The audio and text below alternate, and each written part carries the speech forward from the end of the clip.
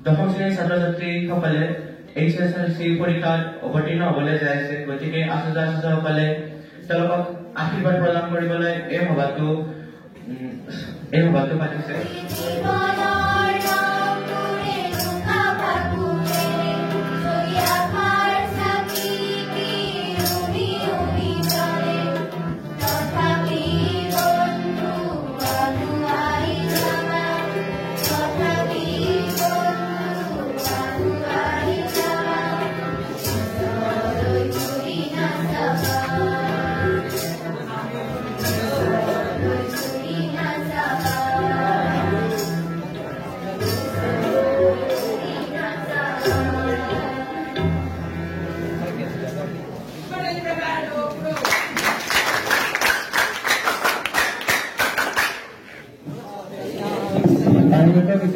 অংশগ্ৰহণ কৰা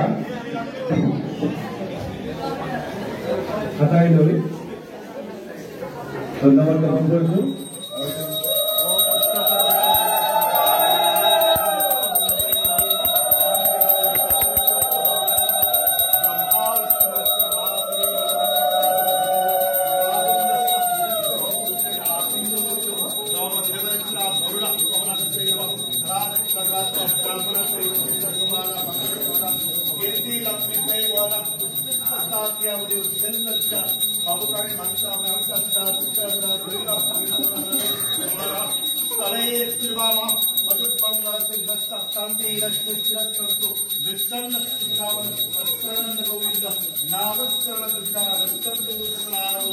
सत्यम सत्यम परमहम ओम श्वासम तिरष्टो ओम तत्सत् ओम तत्सत् ओम तत्सत्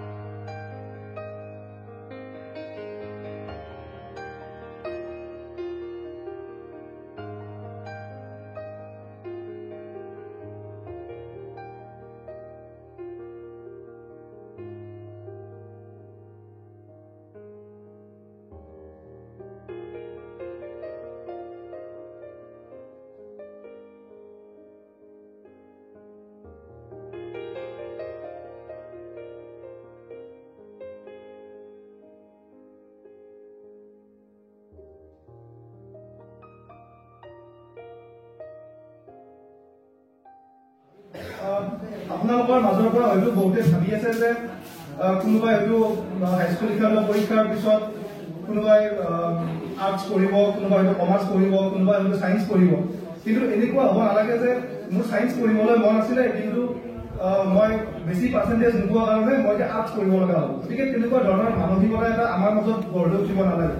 হয়, মই আৰ্টছে পঢ়িম বা মই চায়েন্সে পঢ়িম বা মই কমাৰ্চে পঢ়িম, কিন্তু মোৰ মাৰ্কশ্বিটখন আচলতে ভাল হ'ব লাগিব, যে মোৰ নিজৰ এটা এবিলিটি আছে যে মই নিজে 90% পাব পাৰো বা মই 92 পাব পাৰো। সেই এবিলিটিটো যাতে তোমালোকে যাতে এনেকুৱা হ'ব নালাগে যে আজি মই ভাবি আছো আজি তোমালোকে ইয়াৰ পৰা ওলাই যাওঁতে বা বিদায় মিটিঙৰ পিছত ওলাই যাওঁতে ঘৰ পোৱাৰ পিছত আজিৰ পৰা তোমালোকৰতো ক্লাছ নাই, গতিকে সকলোৱে ভাবিব পাৰা যে মই 90% পাব লাগিব, মই 85% পাব লাগিব। কিন্তু শেষত গৈ কি হ'ল, ৰিজাল্ট দিয়াৰ দিনাখন যদি কি হ'ল আমাৰ কিছুমানৰ আছে মই 70% পালো, 65% পালো, গতিকে মই চায়েন্স নপঢ়ো। গতিকে সেইখিনি হ'ব নালাগে। আমি যিখিনি হ'ম বুলি ভাবিছো বা যিখিনি পঢ়িম বুলি ভাবিছো যে কম পাৰ্চেণ্টেজ পালে আৰ্টছ পঢ়িব লাগে, বেছি পাৰ্চেণ্টেজ পালে চায়েন্স পঢ়িব লাগে, তেনেকুৱা ধৰণৰ মানসিকতা এটা আমাৰ মনত থাকিব নালাগে। আমাৰ মনত এইটো মানসিকতা থাকিব লাগে যে মোৰ এইখিনি সামৰ্থ্য আছে, মই এইখিনি কৰিব পাৰো, এইটো মোৰ সপোন, আৰু এই সপোনটো মই পূৰণ কৰিবৰ কাৰণে মই দিনে ৰাতি পঢ়িম বা মই কোনোবাই হয়তো 6 ঘণ্টা পঢ়িব, কোনোবাই 10 ঘণ্টা পঢ়িব বা মই পঢ়িম। আমি আচলতে কওঁ যে কম্পিটিশ্যনৰ কথা কওঁ যে এতিয়া তোমালোক 65 গৰাকী ছাত্ৰ ছাত্ৰী আছা ক্লাছ 10ৰ, গতিকে আমাৰ মাজত কম্পিটিশ্যন নহয় আচলতে। এতিয়া তোমালোকৰ 65 তোমালোকে হয়তো এইখনকে তোমালোকৰ পৰীক্ষাত অৱতীৰ্ণ হ'বা, কিন্তু গোটেই অসম জুৰি প্ৰায় 3.5 লাখ মান ল'ৰা ছোৱালী পৰীক্ষাত অৱতীৰ্ণ হ'ব। গতিকে এইখিনিয়ে তোমালোকৰ পৰিসৰ নহয়। এতিয়া তোমালোকৰ কম্পিটিশ্যন হৈছে সমগ্ৰ অসমৰ যিমান ক্লাছ 10ত পঢ়া ল'ৰা ছোৱালী এইবাৰ মেট্ৰিক দিব, সকলোৰে লগত তোমালোকৰ কম্পিটিশ্যন, আৰু তাৰপিছত কম্পিটিশ্যন বাঢ়ি যাব। তাৰপিছত তোমালোকৰ কম্পিটিশ্যন হ'ব সমগ্ৰ ভাৰতবৰ্ষৰ যিমান ল'ৰা ছোৱালী হায়াৰ ছেকেণ্ডাৰী পাছ কৰিব, তাৰপিছত তোমালোকৰ কম্পিটিশ্যন হ'ব সমগ্ৰ পৃথিৱীত যিমান ল'ৰা ছোৱালীয়ে ডিগ্ৰী পাছ কৰিব, মাষ্টাৰ ডিগ্ৰী পাছ কৰিব, তেনেকৈ কম্পিটিশ্যনবোৰ আগবাঢ়ি যাব। গতিকে তেনেকৈ নিজকে এই যি বিশ্বায়নৰ যুগ বা এই যি উঠি অহা প্ৰজন্মৰ আমি কওঁ যে আচলতে বৰ্তমান এআই আহিছে, আৰ্টিফিচিয়েল ইণ্টেলিজেন্স আহিছে, ভৱিষ্যতে ৰবটিক্স আহিব, কিবা বিভিন্ন ধৰণৰ কথা আহিব, কিন্তু তাৰ মাজতো নিজকে আমি মানে খাপ খোৱা চলিব লাগিব। গতিকে তাৰ বাবে এনেকুৱা নহয় যে এআই কথা শুনিছো, আৰ্টিফিচিয়েল ইণ্টেলিজেন্সৰ কথা শুনিছো যে আমি চায়েন্স পঢ়িব লাগিব। তোমালোকে এইটো জানি আচৰিত হ'বা যে আমাৰ নিকেতনৰ বহু ছাত্ৰ ছাত্ৰী আছে যিয়ে আজিৰ তাৰিখত দেশৰ লগতে দেশৰ বাহিৰতো সুনাম কঢ়িয়াবলৈ সামৰ্থ্য হৈছে। গতিকে তেওঁলোক কোনো চায়েন্সৰ বেকগ্ৰাউণ্ডৰ পৰা গৈ তেওঁলোকে মানে আজি গৈ এআই পঢ়ি থকা নাই, বা কোনো হয়তো আৰ্টছৰ বেকগ্ৰাউণ্ডৰ পৰা গৈ হয়তো চায়েন্স পঢ়ি থকা নাই। সকলোৱে কি কৰিছে, নিজে কেনেকৈ নিজকে মানে নিজৰ যি আচলতে এইম বা নিজৰ যি ভৱিষ্যত জীৱন যি পৰিকল্পনা সেইবোৰ সকলোৱে আগবাঢ়ি গৈছে। গতিকে সকলোৰে মোৰ এইটোৱে অনুৰোধ যে সকলোৱে আজিৰ পৰা ভালকৈ পঢ়া আৰু জীৱনত নিজে যি হ'ম বুলি ভাবিছা, গতিকে সেইখিনি কম্প্ৰমাইজ নকৰিবা। লগা হলে মাহিৰ বিয়া পেহীৰ বিয়া সেইবোৰ লগত কম্প্ৰমাইজ কৰা, কিন্তু নিজৰ জীৱনৰ এইবোৰ লগত কম্প্ৰমাইজ নকৰিবা। যে কম্পিটিশ্যনৰ কথা ক'লো, কম্পিটিশ্যন ডাঙৰ বস্তু নহয়, আমি নিজে কৰি লোৱা বস্তু। আচলতে কম্পিটিশ্যন নহয়, আমি নিজে নিজকে মানে গঢ়ি তুলিব লাগিব, নিজৰ এবিলিটি বা নিজৰ আমাৰ যিখিনি আমাৰ সামৰ্থ্য আছে। আমাৰ লগৰে এনেকুৱা বহু ল'ৰা ছোৱালী আছে হয়তো পঢ়ি থকা সময়ত ৰোল নম্বৰ 1 আছিলে বা হয়তো কোনোবা হয়তো ৰোল নম্বৰ 30 আছিলে, কিন্তু মেট্ৰিক পৰীক্ষাত গৈ সকলোৱে ভাল পৰীক্ষাত মানে ভাল ৰিজাল্ট কৰিবলৈ সক্ষম হৈছিলে, বা আজিৰ তাৰিখত সকলোৱে একেটা অফিচতে মানে চাকৰি কৰি আছে বা একেটা ৰেংকতে চাকৰি কৰি আছে। গতিকে তেনেকুৱা ধৰণৰ ভৱিষ্যতলৈ তোমালোকে যেতিয়া আগবাঢ়ি যাবা, তেতিয়া তেনেকুৱা ধৰণৰ কথাবোৰ সন্মুখীন হ'বা। গতিকে আমি সকলোৱে বিশ্বমুখী হ'ব লাগিব। এতিয়া আমি মেট্ৰিকটো ৰঙিয়াৰ পৰা দিছো, হয়তো আমি হায়াৰ ছেকেণ্ডাৰী গুৱাহাটীত পঢ়িব লাগিব। গুৱাহাটীত পঢ়াৰ পিছত তোমালোকে দিল্লীত কেনেকৈ পঢ়িব পাৰি তাৰ কাৰণে তোমালোকে স্কোপ পাবা। দিল্লীত পঢ়াৰ পিছত কেনেকৈ বিদেশত যাব পাৰি তাৰ স্কোপ পাবা। আমাৰ লগৰ বহু প্ৰায় 3 গৰাকীমান আমাৰ নিজৰ লগৰে পাপু কলিতা বুলি কয়, সঞ্জিত কলিতা, তেওঁ নিজে এতিয়া মানে লণ্ডনত পঢ়ে, তেওঁ কেমিষ্ট্ৰিত তাত পঢ়ি আছে ব্ৰিষ্টল ইউনিভাৰ্চিটিত। তাৰপিছত তেনেকুৱা আমাৰ চিনাকি বহু কেইজন আছে যিয়ে মানে তেওঁ বাহিৰত মানে পঢ়িছে। গতিকে ৰঙিয়াৰ দৰে এটা অঞ্চলৰ পৰা বা আমাৰ নিকেতনৰ এটা পৰিৱেশৰ পৰা গৈ মানে বিদেশত গৈ পঢ়া, গতিকে এটা দীঘলীয়া পৰিক্ৰমা। গতিকে সেই পৰিক্ৰমাটো আচলতে আৰম্ভ হৈছে ইয়াৰ পৰা। গতিকে আমি আমাৰ যিসমূহ চিনিয়ৰ আছিলে বা যিখিনি আমাৰ অগ্ৰজ আছিলে, তেওঁলোকক আমি চাই ইনস্পায়াৰ হৈছিলো যে কটন কলেজত আমি পঢ়িছিলো। কটন কলেজ মানে নৰ্থ ইষ্টৰ 1 নম্বৰ মানে প্ৰথমখন কলেজ বুলি আমি কওঁ। গতিকে আমাৰ এইবোৰ তেনেকুৱা হ'ব লাগিব যে মই চায়েন্স পঢ়িম বা আৰ্টছ পঢ়িম, মই অসমৰ 1 নম্বৰ কলেজখনত পঢ়িম, মই কমাৰ্চ পঢ়িম, অসমৰ 1 নম্বৰ কলেজখনত পঢ়িম, বা মই বিভিন্ন ধৰণৰ যে তাৰপিছত হয়তো মই ডিগ্ৰী পঢ়িম, ভাৰতৰ 1 নম্বৰ কলেজখনত মই পঢ়িম। গতিকে তেনেকুৱা ধৰণৰ মানসিকতা থাকিব লাগিব। সেই মানসিকতা লৈ আমি আগবাঢ়ি গ'লে জীৱনত আমি সফল নোহোৱাৰ কোনো মানে কাৰণেই নাই। বিদায় শব্দটো সঁচাকৈ বেদনাদায়ক আৰু কষ্টদায়ক, কিন্তু এই বেদনাৰ মাজতো লুকাই আছে সুখ। সুখ হ'ল স্মৃতি। স্মৃতি সদায় মধুৰ। এই 12 বছৰীয়া যাত্ৰাত আমি বহুতো স্মৃতি কটাবলৈ সক্ষম হ'লো। ইংৰাজীত এষাৰ কথা আছে, life is not a destination, life is a journey. সঁচাকৈ জীৱনটো এটা যাত্ৰা। এই যাত্ৰাৰ প্ৰথম পৰ্যায়ত আচাৰ্যসকলে আমাক সাৰথি হিচাপে লৈ আমাক নিজৰ লক্ষ্যস্থানত আগুৱাই যাবলৈ সাহস দিলে। আজি বৰকৈ মনত পৰিছে সেই দিনটোলৈ, যেতিয়া 12 বছৰ আগতে পোনপ্ৰথমবাৰৰ বাবে আমি মা দেউতাৰ পৰা সলনি হৈ আচাৰ্যসকলক পলাবলৈ আহিছিল। সেই দিনটোত মনটো সিমান ভাল নাছিল, কিন্তু আজি এই নিকেতনৰ পৰাই বিদায় ল'ম বুলি মনত আহিলেই বুকুৰ ভিতৰত থকা কলীয়া ডাৱৰবোৰে দুচকুত অশ্ৰু বৈ নিগৰিব খোজে। এই চেগতে আচাৰ্যসকলক মই অযুত ধন্যবাদ জ্ঞাপন কৰিছো, কাৰণ তেওঁলোকে অশেষ কষ্টৰে শিক্ষা প্ৰদান কৰি আমাক নিজৰ ভৱিষ্যতৰ জীৱনলৈ সাফল্য মেলিবলৈ সহায় কৰিছে। আচাৰ্যসকল, আজি আমি ইয়াৰ পৰা বিদায় ল'ম। হয়তো ভৱিষ্যতে আৰু কেতিয়াও আপোনালোকক এনেদৰে লগ পাব নোৱাৰিম, কিন্তু আপোনালোকে আমাক যি শিক্ষা দিলে তাৰ দ্বাৰা সদায় আপোনালোকক আমি অনুভৱ কৰিম।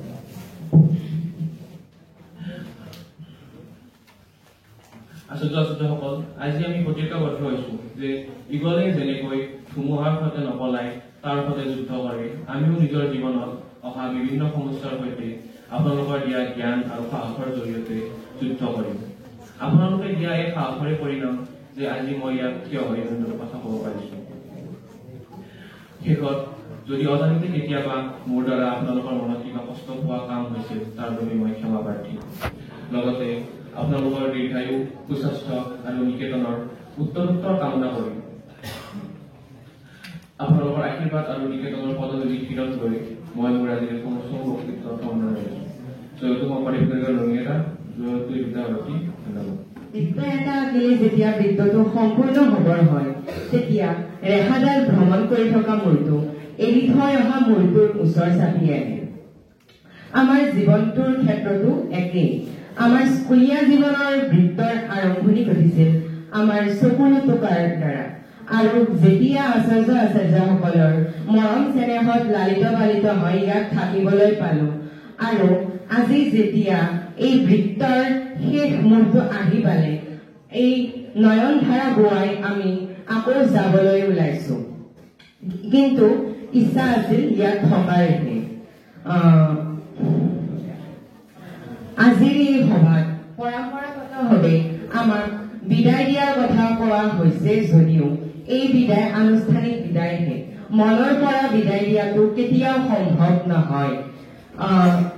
আচাৰ্যসকলে অকৃপণ হাতেৰে দিয়া আমাক জ্ঞান, বন্ধু বান্ধৱ বৰ্গৰ লগত কৰা ৰং ধেমালি, তেওঁলোকৰ লগত কৰা প্ৰতিটো কালাংশয়, প্ৰতিটো মুহূৰ্তই আমাৰ বাবে চিৰস্মৰণীয়, আজীৱন মনত সাঁচ বহিয়ে থাকিব। মই যেতিয়া তৃতীয় শ্ৰেণীত আছিলো, তেতিয়া মই ইমান দুষ্ট আছিলো যে প্ৰায় সদায় মই নিকেতনত বিচৰাৰ সন্মুখীন হৈছিলো। বিভিন্ন কাৰণত বহুত বদমাছ হৈছিলো সেই সময়ত। কেৱল মই নহয়, মই জুমন আৰু সাগৰ আৰু প্ৰায় সদায় যাই থাকো অফিচ ৰুমত। আৰু এদিনটো আফিচৰ পৰা বিচৰি নামেৰে মাৰিছিলো তেতিয়া, আৰু তাৰ ধৰা কথাটো মই নকৰে। আৰু ঠিক তেনেদৰে আৰু দুটা স্মৃতি আছে যিকেইটা হয়তো মই জীৱনত কোনোদিনেই পাহৰিব নোৱাৰিম। এটা হৈছে আমি যেতিয়া অষ্টম শ্ৰেণীত পঢ়ি আছিলো, তেতিয়া প্ৰাঞ্জল শৰ্মা আচাৰ্যৰ লগত আমি বায়তা চাৰিআলিৰ ৰামানুজন একাডেমীত এখন কুইজ দিব গৈছিলো। আৰু আমাৰ বেছি দিন হোৱাই নাই, এই বছৰৰে জানুৱাৰী মাহত সঞ্জীৱ বছৰৰ লগত আমি কুইজ দিব গৈছিলো, হৰ্ষ আৰু মই। সেই দুয়োখন কুইজতে আমি ইমানে সন্মান পাইছিলো যে সেই কথা হয়তো প্ৰকাশ কৰিব নোৱাৰো, আৰু যাৰ বাবে আমি অলপো যোগ্য নহয়। গতিকে এয়া সম্ভৱ হৈছে কেৱল মাত্ৰ বিদ্যালয়খনৰ বাবেহে।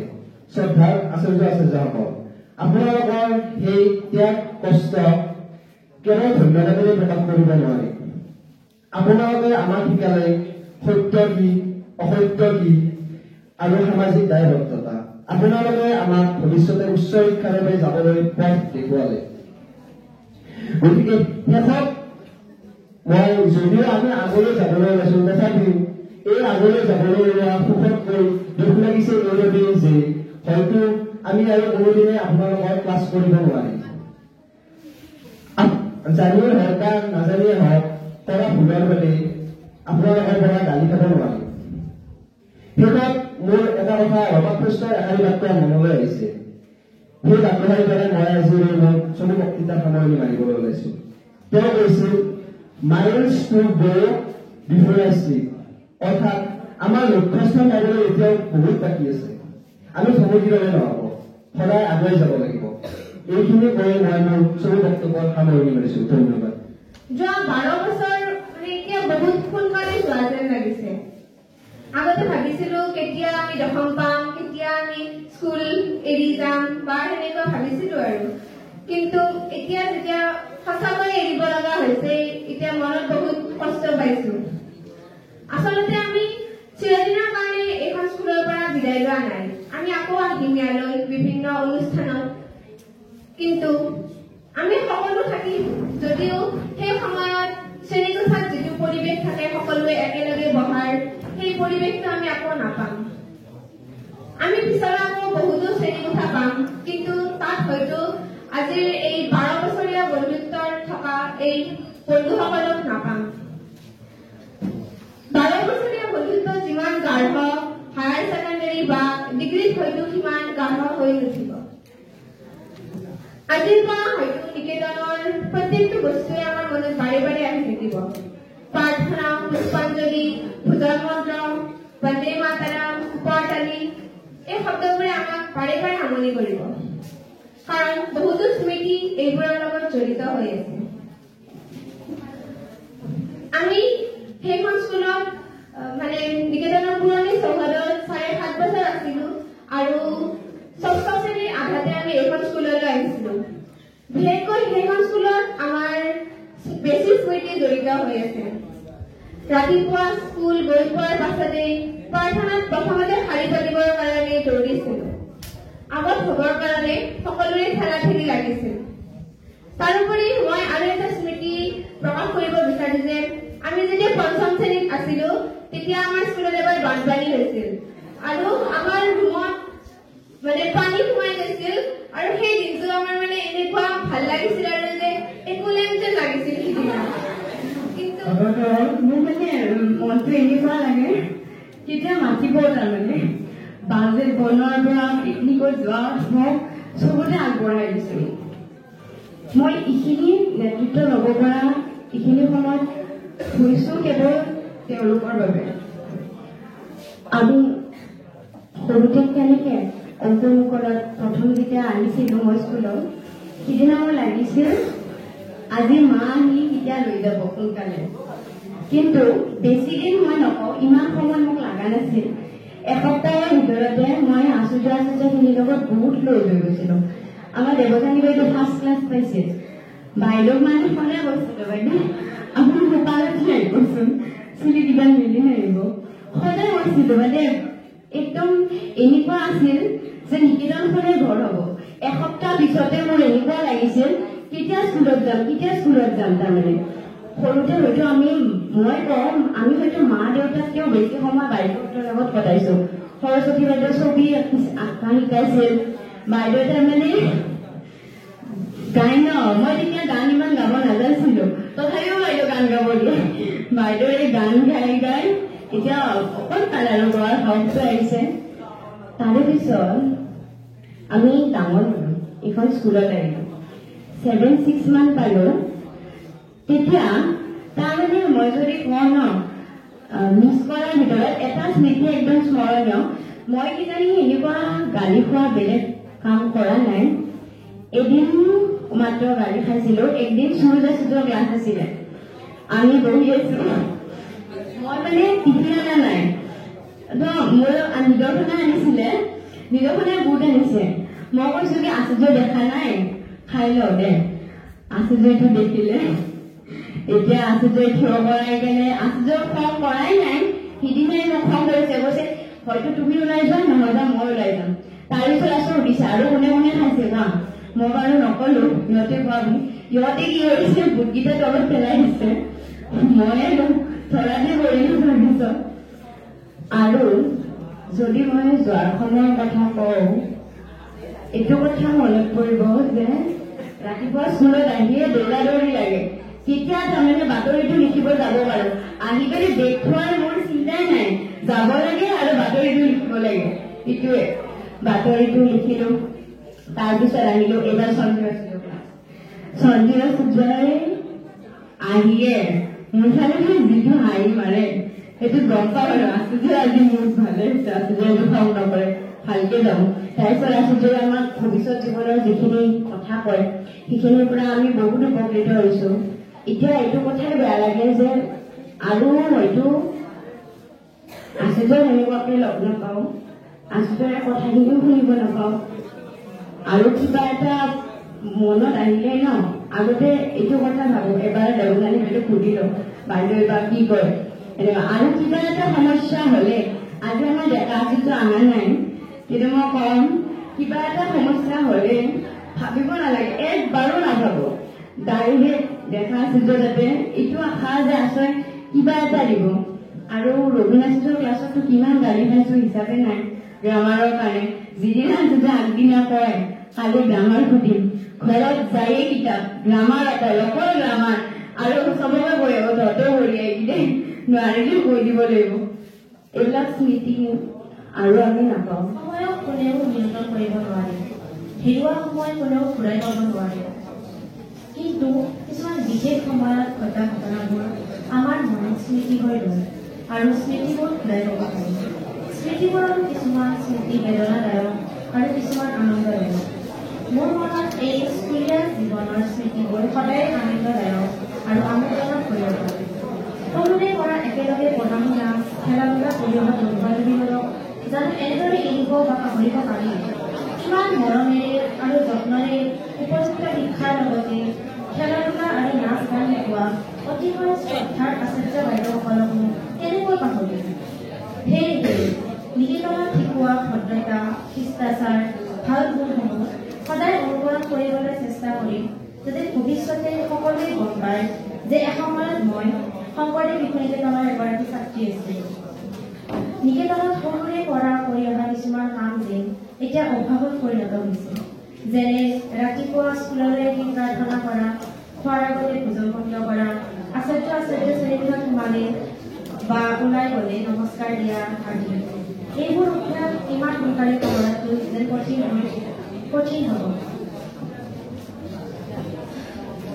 ইয়াৰ লগতে মোৰ বন্ধু বান্ধৱীবোৰৰ লগতে বহুত স্মৃতি জড়িত হৈ আছে যেনে আমি ক্লাছ 5ত থাকোঁতে প্ৰথমে মানে খোৱাৰ এটা নতুন পদ্ধতি মানে কি কয় এইটো মানে উলিয়াইছিলোঁ আমাৰ তেনেকুৱা পদ্ধতি দেখি মানে মালবিকা বাইদেৱে কৈছিল আৰু যে ধাবা বুলিছোঁ নেকি বেঞ্চৰ ইমূৰে সিমূৰে মানে এক লগত বহি যিটো এটা মানে ৰেষ্টুৰেণ্টৰ নিচিনা বা ধাবাৰ নিচিনা কৰি একেলগত মানে টিফিন শ্বেয়াৰ কৰা বুলি কৰিছিলোঁ এতিয়াও আমাৰ চলি আছে এই মানে লাষ্টৰ যিটো আমাৰ যোৱাকালি লাষ্ট সেইদিনাও আছিলোঁ ভুল আৰু শুদ্ধৰ সামান্যতে গঢ়ি উঠে জীৱন সম্পূৰ্ণ শুদ্ধৰো সম্ভৱতঃ পৃথিৱীত বিৰল মানুহ হিচাপে বিগত দীৰ্ঘ সমাজত এই বিদ্যালয়ৰ মজিয়াত আমাৰ আৰু নিশ্চয় বহুতো অজস্ৰ ভুল প্ৰতি সংঘটিত হৈ গৈছে এই সমগ্ৰ ভুলৰ বাবে অজানিতে কৰা দুৰ্নীতিৰ বাবে ক্ষমাপ্ৰাৰ্থনা কৰাৰ ভোট কৰোঁ আজি উপযুক্ত সময় আমাৰ অনুষ্ঠিত সমগ্ৰ দুৰ্নীতিৰ বাবে এই সুযোগতে শিক্ষাগুৰুসকলৰ ওচৰত নগদীৰে ক্ষমাপ্ৰাৰ্থনা কৰিব গুৰুৰ মহিমা অপাৰ সৎগুৰুৱে আমাক অন্তত বিশ্বত জানিবৰ বাবে ভাল বেয়া বুজিবৰ বাবে অন্তত শক্তি ব্যাখ্যা দিয়ে গুৰুৰ অবিহনে প্ৰকৃত জ্ঞান লাভ কৰাটো অসম্ভৱ সেয়েহে গুৰুসকল আমাৰ সকলোৰে পূজনীয় আজি এই বিদায় সভাত দশম শ্ৰেণীৰ ছাত্ৰী হিচাপে শিক্ষাগুৰুসকলৰ শ্ৰীচৰণত সেৱা জনাই আশীৰ্বাদ প্ৰাৰ্থনা কৰিলোঁ নিজৰ লগতে এই বিদ্যালয় তথা জাতি দেশৰ বাবে কিবা হ'লেও কল্যাণমূলক কাম কৰি থৈ যাবলৈ আপোনালোকৰ আশীৰ্বাদে যাতে আমাক শক্তি প্ৰদান কৰে আহি থকা দিনবোৰত আপোনালোকৰ আশীৰ্বাদ যেন আমাৰ জীৱনগত নগৰী হয় এই কামনাৰে আপোনালোকৰ চৰণত পুনৰ শ্ৰদ্ধা নিবেদন কৰিলোঁ এই ক্ষেত্ৰত মই অলপমান মোৰ স্মৃতি ক'ব বিচাৰিছোঁ আমাৰ যিটো বন্ধুত্ব আছিল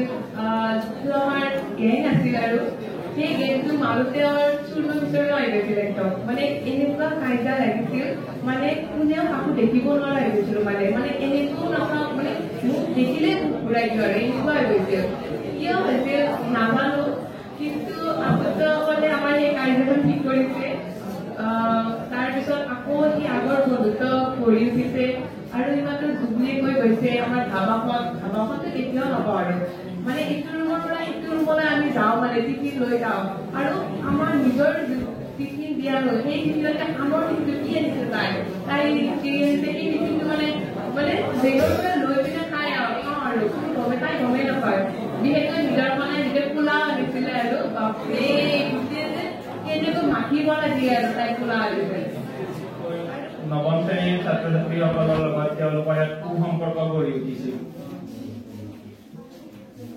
তেওঁলোকৰ পৰা আমি বিভিন্ন কথা বা বিভিন্ন কাম জানিবলৈ তথা শিকিবলৈ সক্ষম হৈছিলোঁ আজি বছৰৰ এই শেষৰ দিনটো আমাৰ কাৰণে অতি হৃদয়বিদাৰক কাৰণ আজি আমি আমাৰ মৰমত দাদা বাইদেউসকলক এই নিকেতনৰ পৰা বিদায় দিবলৈ ওলাইছো আমি অংকুৰ শ্ৰেণীৰ পৰা তেওঁলোকক লগ পাইছো তেওঁলোকৰ লগত খেলিছো ফুৰিছো আৰু বিভিন্ন কঠিন সময়ত তেওঁলোকৰ পৰা সহায় লাভ কৰিবলৈ সক্ষম হৈছো তেওঁলোকেও আমাক নিজৰ ভাই ভনী বুলি জ্ঞান কৰি বিভিন্ন পৰামৰ্শ দিছে আৰু এই পৰামৰ্শবোৰ আমি আখৰে আখৰে পালন কৰিম বুলি তেওঁলোকৰ ওচৰত কথা দিছো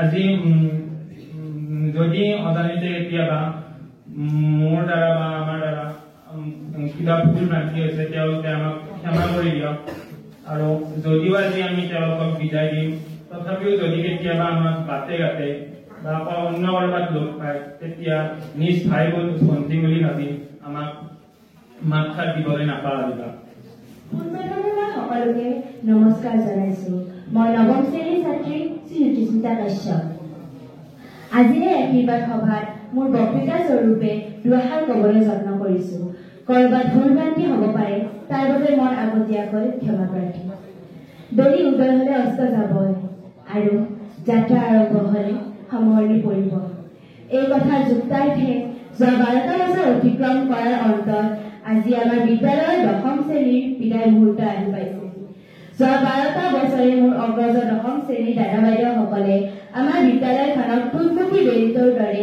উজ্বলাই ৰাখিলে কিন্তু সময় যিহেতু গতিশীল সেয়েহে 12টা বছৰ অতিক্ৰম কৰাৰ অন্তত তেওঁলোক আকৌ উন্নতিৰ পথত অগ্ৰসীল হবলৈ এইখন বিদ্যালয়ৰ পৰা বিদায় ল'ব লাগিব বিদায় মুহূৰ্ত কেতিয়াও দুখজনক বুলি ভাবিব নালাগে কিয়নো প্ৰত্যেকটা বিদায়ৰ পিছতে এটা ডাঙৰ মহৎ উদ্দেশ্য থাকে এই উদ্দেশ্যত উপনীত হবলৈ আমি সৰু সৰু এনেকুৱা বিদায় ল'বই লাগিব মই যেতিয়া এই বিদ্যালয়খনত অংকুৰ শ্ৰেণীত প্ৰথম ভৰি দিছিলো তেতিয়া মই মাক প্ৰথমবাৰৰ বাবে এৰি থাকিব নোৱাৰি দৌৰি ওলাই আহিছিলো কিন্তু ঠিক তেনে সময়তে মোৰ সমবয়সত কিজানি অকণমান মোতকৈ ডাঙৰ তেনে এজনী ছোৱালীয়ে মোৰ হাতত ধৰিছিল আৰু মোক সুধিছিল যে তুমি কিয় কান্দিছা নাকান্দিবা এই বিদ্যালয়খনত আমি সকলোৱে ডাঙৰ মানুহ ভাল মানুহ হ'বলৈ আহিছো এই বিদ্যালয়খনত ভাল কথা শিকি এই বিদ্যালয়খনৰ নাম উজ্বলাই ৰাখিবলৈ ইয়াত আহিছো এই কথাষাৰৰ মই উপলব্ধি তেতিয়া কৰা নাছিলো কিন্তু আজি এই মুহূৰ্তত মই এই কথাষাৰ উপলব্ধি কৰিছো অৱশ্যে অগ্ৰজ বুলি ক'লে বহুতো কাজিয়া বা কাজিয়াৰ মাজতে মৰম সোমাই থাকে ইয়াত একেলগে সমবেত হৈছো একমাত্ৰ 10ম শ্ৰেণীৰ বিদায় সভা বুলি ক'লে আমাৰ মনটোৱে এক অস্থিৰতা অনুভৱ কৰে সেইবাবে বিদায় সভা বুলি কোৱাতকৈ আশীৰ্বাদ সভা বুলি কোৱাটোৱেই মই উৎকৃষ্ট বুলি ভাবিম এই বিদায় আনুষ্ঠানিকভাৱে অৰ্থাৎ উচ্চ শিক্ষা গ্ৰহণৰ বাবে আমি তেওঁলোকক এখোজ আগবঢ়াইহে দিছো আমি তেওঁলোকক কেতিয়াও এই চিৰবিদায় দিয়া নাই গছৰ এডাল যিমানেই ওখ নহওক কিয় তাৰ গুৰিটো সদায় মাটি থাকে ঠিক তেনেদৰে ছাত্ৰ এজনৰ যিমানেই ডাঙৰ নহয় কিয় তেওঁ সম্পৰ্কটো সদায় এখন নিকেতনৰ লগত এনাজৰীয়ে বান্ধি থাকে মই আৰু এটা কথা ক'ব বিচাৰিম যে নিকেতনৰ লগত আমি এই সম্পৰ্কটো সদায় বজাই ৰখাত আমি যিমানেই ডাঙৰ নহওক কিয় মোৰ উপদেশ দিয়াৰ কোনো ধৃষ্টতাও নাই তথাপিও মই এটা কথা ক'ব খুজিম যে আমাৰ নিকেতনৰ যি নীতি নিয়ম আচৰণ আদৰ্শ এই 12 সেই আদৰ্শ আচৰণ যাতে ভৱিষ্যতেও কেতিয়াও নাপাহৰা আৰু সেইখিনি মনত ৰাখি তোমালোকে ভৱিষ্যত জীৱন সুন্দৰ কৰিব পাৰা আৰু উন্নতি কৰিব পাৰা।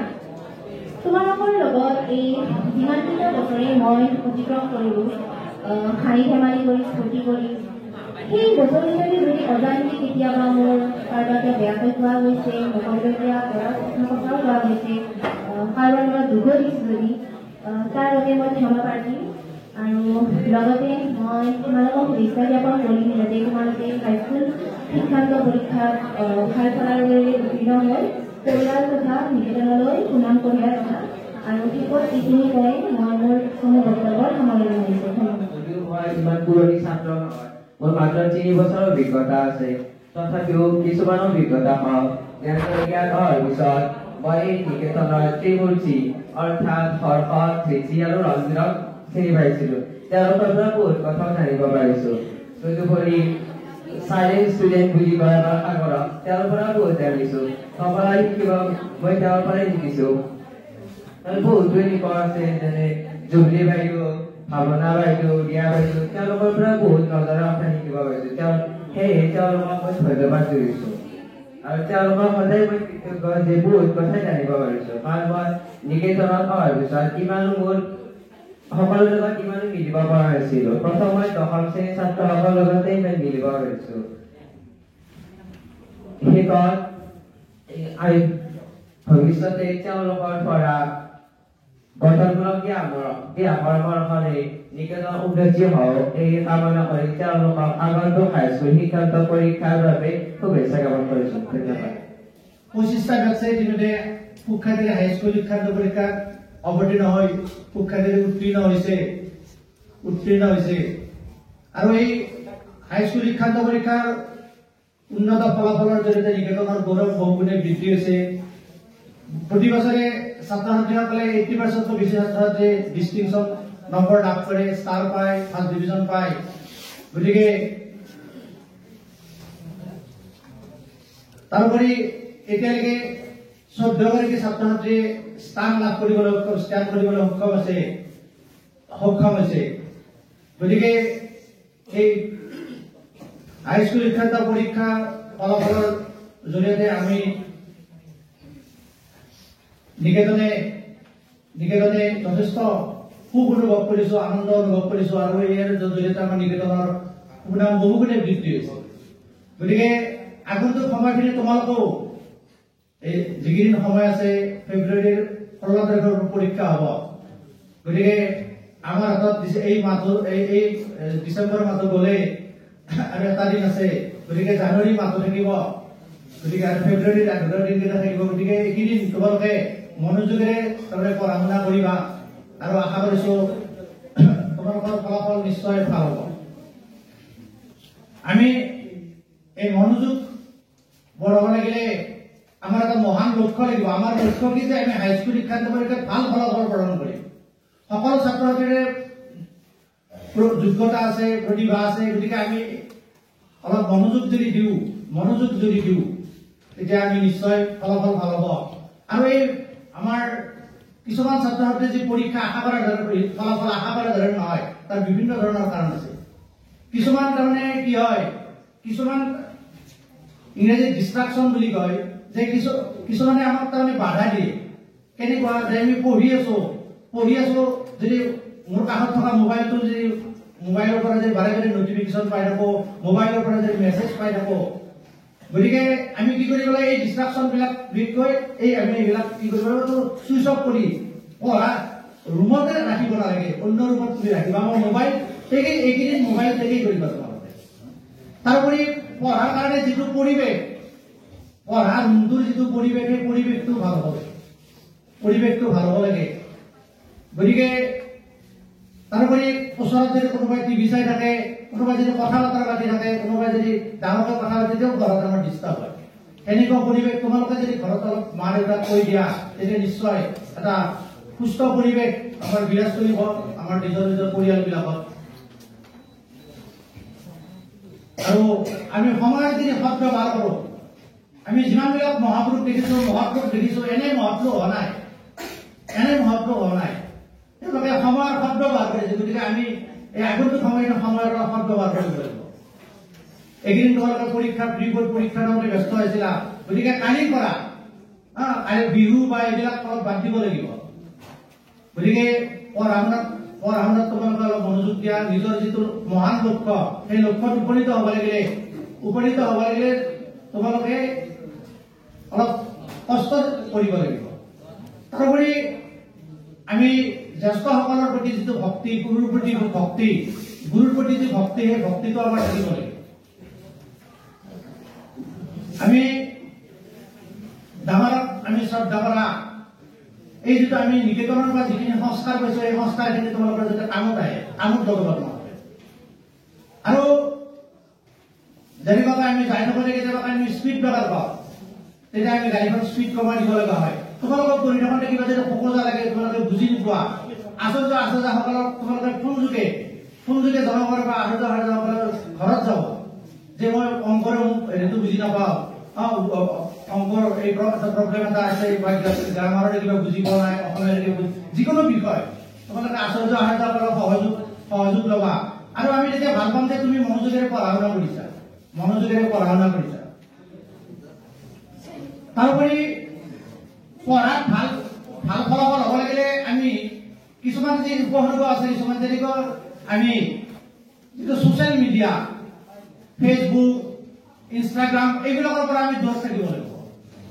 যি আমি দেখা পাইছো, যিসকলে তোমালোকে কয় APSC বা UPSC পৰীক্ষাত যিসকলে সফল হয়, তেওঁলোকে এই ছ'চিয়েল মিডিয়াৰ পৰা দূৰত থাকে, তেওঁলোকে আমি সাক্ষাৎকাৰবিলাক পাওঁৱে। গতিকে তোমালোকে এইখিনি অলপ মনৰ এটা সংকল্প, দৃঢ় সংকল্প লোৱা।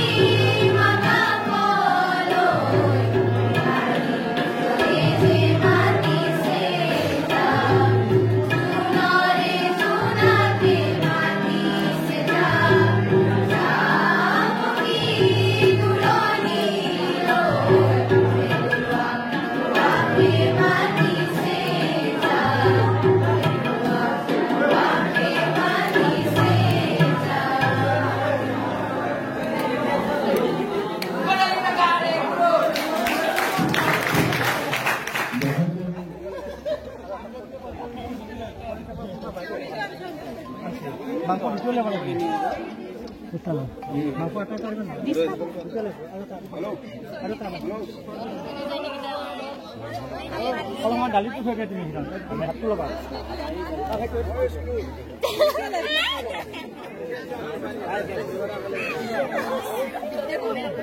কিটো কান গৈছো খুবই আনছি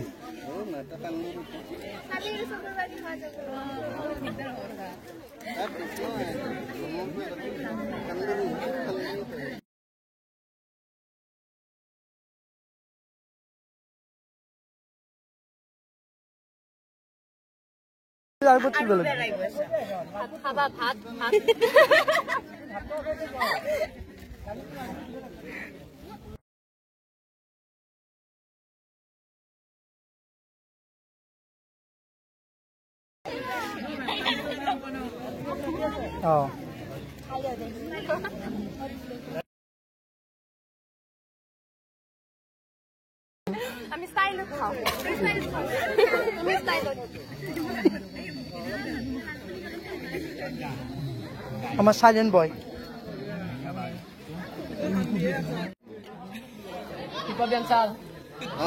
গম পাইছো দেখা কিয় ভাব ইমান এনাই চলি বকছি নেকি আমাৰ আৰু বিপদ কোনে মন নিচিনা নাচা